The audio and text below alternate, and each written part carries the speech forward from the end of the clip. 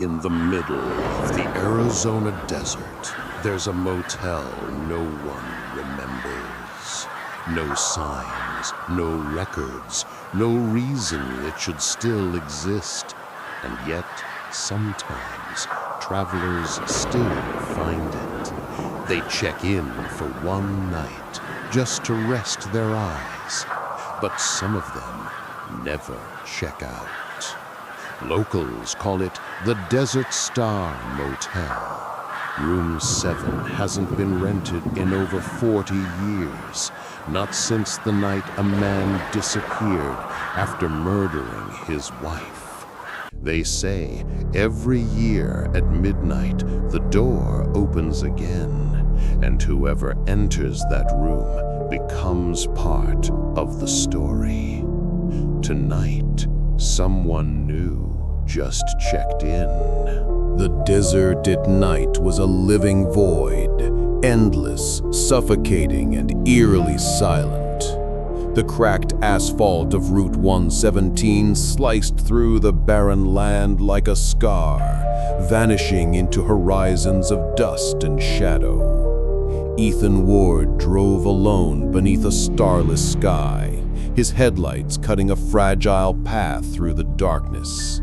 The radio spat only static, the kind that sounds almost like whispering when you listen too long. His phone screen read, "No service." He hadn't seen another car in over an hour. Just the wind, the hum of the tires, and the creeping sense that something unseen was following his taillights. Ethan was a traveling photographer chasing forgotten places, ghost towns, roadside motels, abandoned gas stations. He called it capturing lost time. But tonight, he wasn't looking for beauty. He was just trying to make it to Phoenix before sunrise. His coffee had gone cold, his eyes burned with exhaustion, and the temperature outside had dropped unnaturally low for the desert. Then, through the shimmer of heat haze and sand, he spotted a glow, a faint flickering light in the distance. As he drew closer, the shape of a building emerged from the gloom. A weather-beaten sign buzzed erratically, half the letters dead, half still clinging to life. Desert Star Motel. The place looked abandoned, paint peeled from the wooden beams. The parking lot was cracked and littered with tumbleweeds. But as his car rolled to a stop, Ethan saw a single bulb glowing weakly above the lobby door. Someone or something was still there. Inside, the air smelled of dust and old cigarettes. A brass bell sat on the counter, and behind it, an elderly man appeared as if he had been waiting. His uniform was faded, his name tag unreadable. His skin had the waxy look of someone who hadn't seen sunlight in years. Ethan forced a polite smile. "Got a room for the night?" The man didn't answer right away. He simply slid a key across the counter, the tag etched with the number 7. "Room 7, you're our only guest tonight." Something in his tone made Ethan's stomach tighten, but exhaustion won over instinct. He took the key, nodded, and walked toward the shadowed hallway. Behind him, the old man whispered something under his breath, too soft to hear, and the flickering light above the lobby door went out. The door to room 7 opened with a long, reluctant creak, as though the hinges themselves were warning Ethan not to enter. A faint draft carried the stale scent of mildew, cigarette smoke, and something faintly metallic, like dried blood or rust. The air was heavy, almost suffocating, as if the room hadn't been opened for years. Ethan flicked on the light. The bulb stuttered violently before settling into a dim amber glow that filled the room with a sickly warmth. The wallpaper was yellowed and peeling, curling at the edges like old scabs. A single bed stood in the middle, its frame slightly tilted, the mattress dented where countless strangers must have slept before. The carpet was threadbare, stained in shapes that looked too much like footprints. The TV on the dresser was an old box-style relic, its screen blank and dark, reflecting Ethan's uneasy silhouette. He tossed his bag onto the bed, the sound echoing louder than expected in the hollow silence. There was no hum of electricity, no sound from the world outside, only the whisper of wind brushing the cracked window. For a moment, Ethan wondered if the motel keeper had lied. Maybe he wasn't alone here after all. He rubbed his eyes, trying to shake off the unease. He had stayed in worse places, ghost towns, abandoned mines, but there was something different here. It wasn't just old, it felt wrong. The stillness wasn't empty, it was expectant. He sat on the edge of the bed, the springs groaning beneath his weight. The desert wind howled suddenly, rattling the window pane. When it stopped, the silence returned sharper, heavier. Ethan exhaled, forcing a laugh to break the tension. "It's just an old room," he muttered. But as he turned to face the TV, the screen flickered, once, twice, showing his reflection. Behind him, something moved, a shadow, a figure. He spun around, heart leaping into his throat.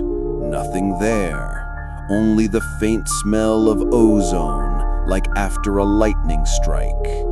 Then he noticed the mirror above the dresser, fogged, as if someone had just exhaled onto the glass. Ethan stepped closer, his pulse thudding in his ears. Slowly, faint letters began to form on the misted surface, written by an invisible hand. "Don't open the door." Ethan froze, staring at the words until his breath hitched. He blinked once, and the message was gone. The mirror perfectly clean, his pale reflection staring back. The clock on the nightstand ticked once. Midnight was approaching. And outside, somewhere in the endless desert darkness, something began to move. Ethan awoke to a sound so faint he wasn't sure it was real. The clock on the nightstand read 12:03 a.m., the same number that had been haunting his half-dreams. The room was dark now. The light bulb had died, leaving only the cold glow of the moon spilling through the torn curtain. For a moment, everything was still. Then it came again, a slow, deliberate knock. 3 times. Knock, knock, knock. He stood up, his breath shallow, his skin prickling. The sound had come from the door, not the wall, not the window, the door. Each knock had been steady, rhythmic, like someone trying to get his attention, but not urgently, patiently. He swallowed hard. "Hello," his voice cracked slightly in the silence. No answer. He waited, staring at the door. The brass handle gleamed faintly in the moonlight, perfectly still. Then, as in reply, another set of knocks, slower this time, softer, almost teasing. Ethan stood, every muscle tight. He grabbed his phone, hoping for light or signal. The screen flickered, then went black. Dead battery. He cursed under his breath.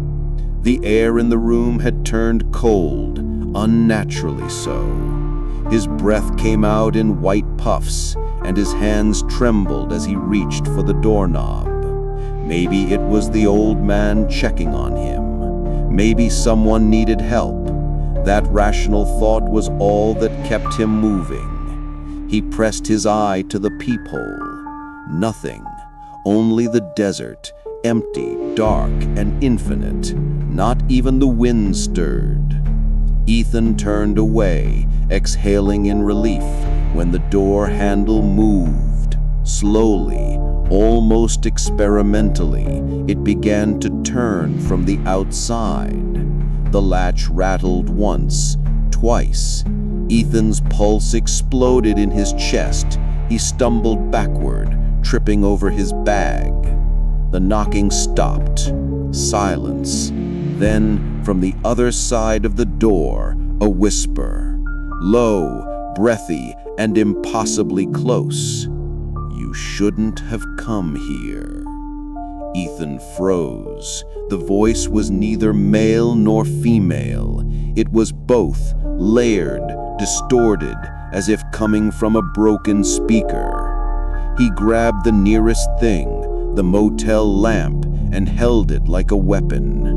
The whisper came again, softer now, almost kind. "Open the door, Ethan." He hadn't told anyone his name. His stomach twisted.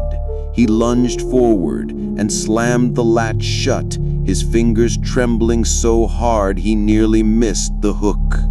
Then came one last knock, harder than before, rattling the frames so violently the mirror on the dresser shivered and cracked. And then, nothing. Only the sound of his heartbeat and the... Ethan sat on the edge of the bed, clutching the broken lamp in his trembling hands. His throat was dry, every breath shallow, strained.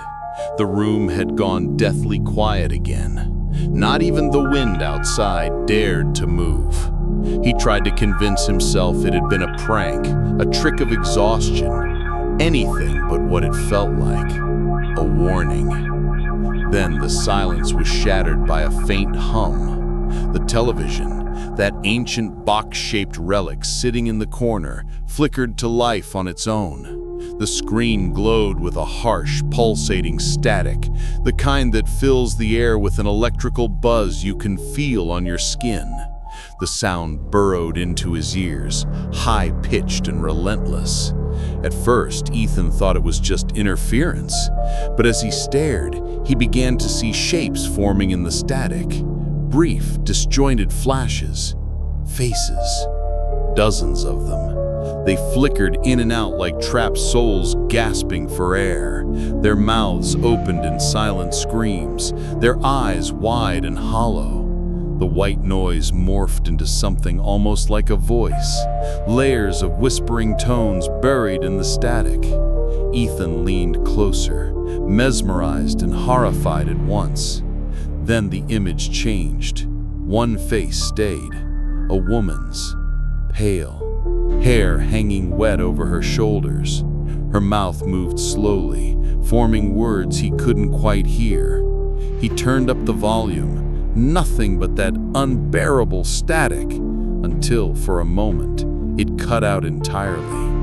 And in the silence that followed, Ethan heard a whisper behind him. He froze, too afraid to turn around. The air pressed down, heavy and electric, as if the room itself was breathing. Then the voice came again, clearer, rasping like sand dragged across metal. He never left.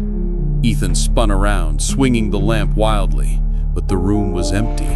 The sound had vanished, leaving only his ragged breathing and the faint buzz of the TV. The woman's face was gone, replaced by blackness. He stared at the blank screen. Then suddenly, words began to appear across it in faint white letters, glitching like an old film reel. "Don't open the door." Ethan staggered backward, heart pounding so loud it drowned out the hum. The lights flickered, then went out completely, plunging the room into total darkness. For a moment, there was peace. Then, Faintly, from somewhere deep within the static, a new sound emerged. A soft, rhythmic tapping. Not from the TV, not from the door. It was coming from the mirror. Ethan couldn't take it anymore. The whispering, the static, the freezing air. It felt like the walls themselves were closing in on him. Without even putting on his shoes, he bolted out of room 7, slamming the door behind him. The hallway lights flickered as he ran, their dim bulbs buzzing like dying insects.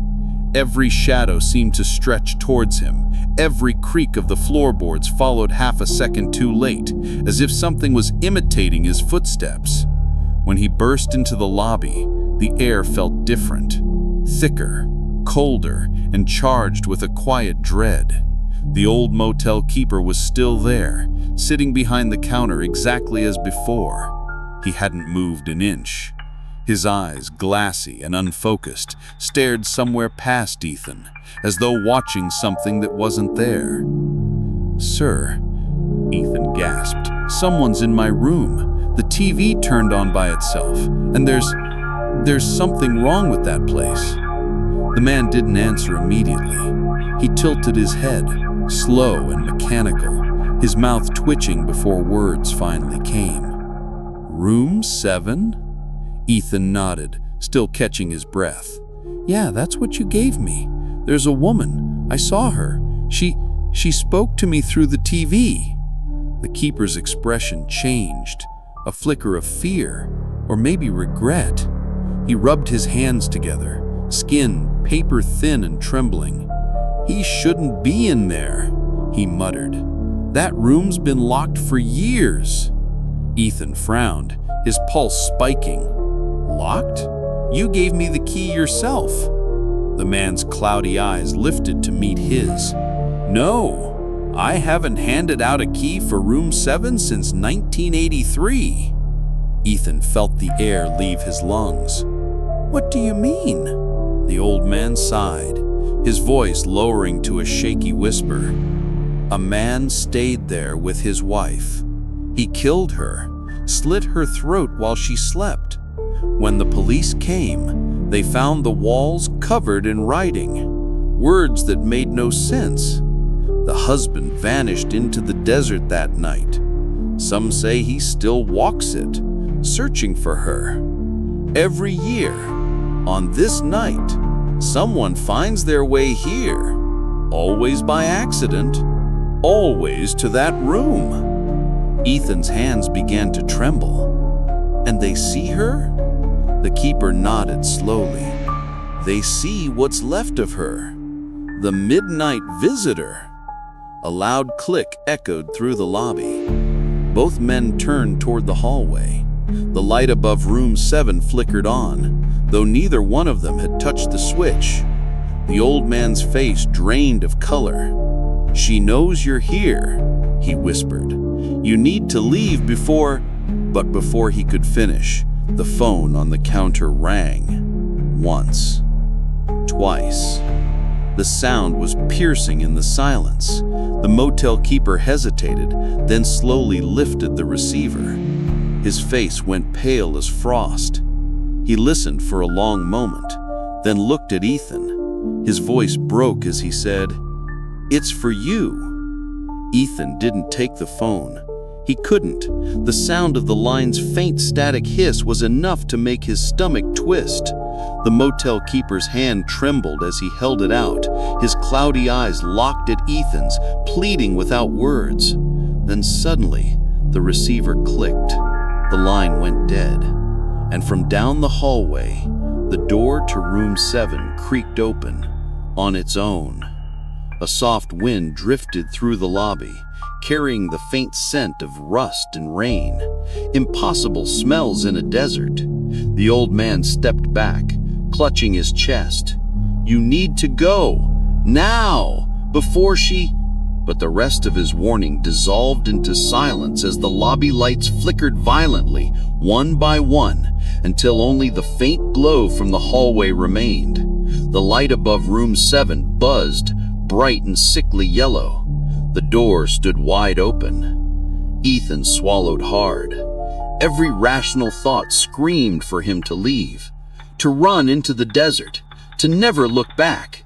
But his bag, his camera, his car keys were all still inside. The last remnants of his ordinary life were trapped in that cursed room. He took a step toward the hall, then another. The air grew colder with each pace. The light seemed to dim behind him, as if the motel itself was pushing him forward. When he reached the doorway of room 7, he hesitated. The smell hit him first, stronger now, metallic, wet, like copper and decay. The door swung wider, inviting him in. The room was no longer as he had left it.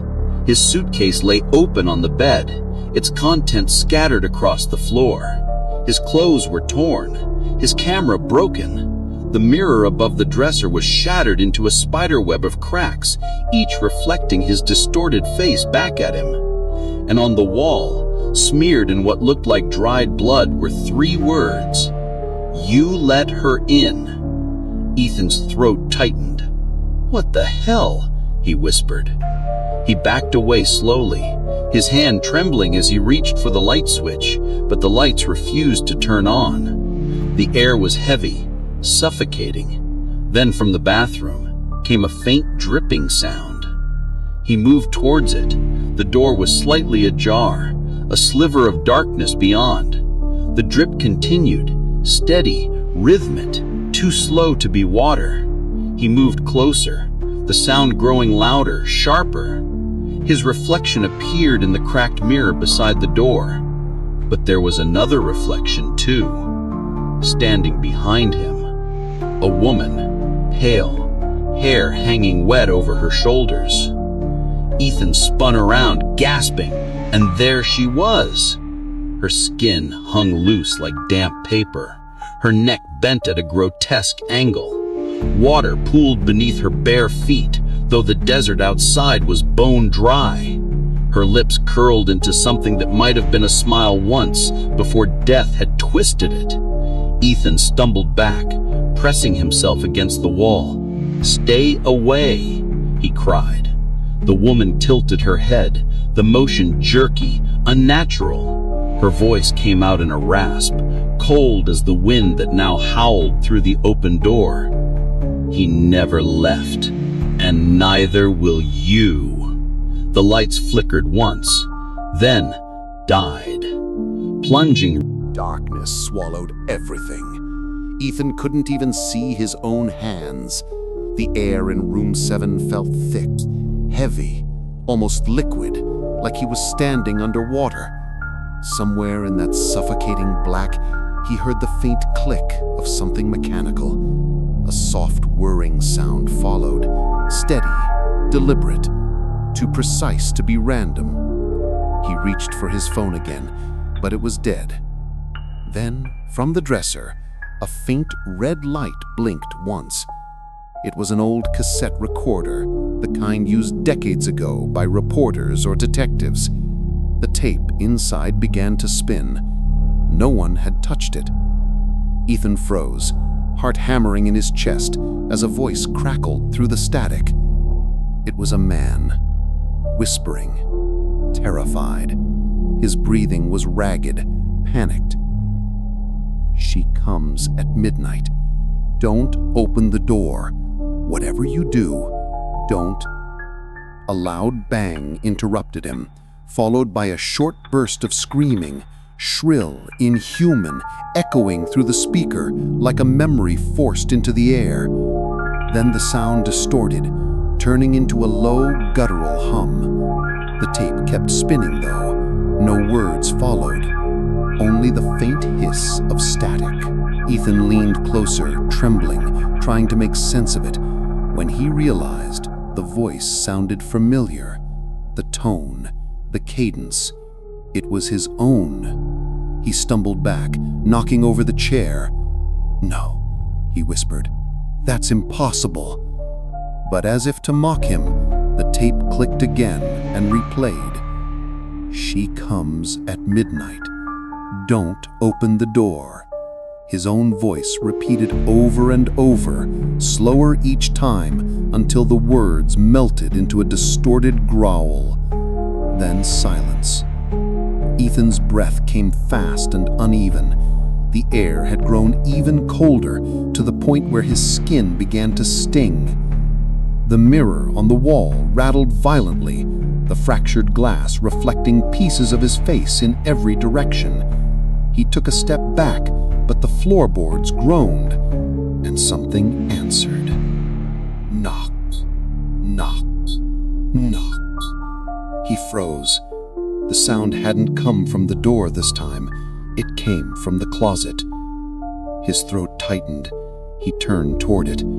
The door was slightly open, just enough to show the sliver of black beyond. A faint scratching came from inside, slow and rhythmic, like fingernails dragging along wood.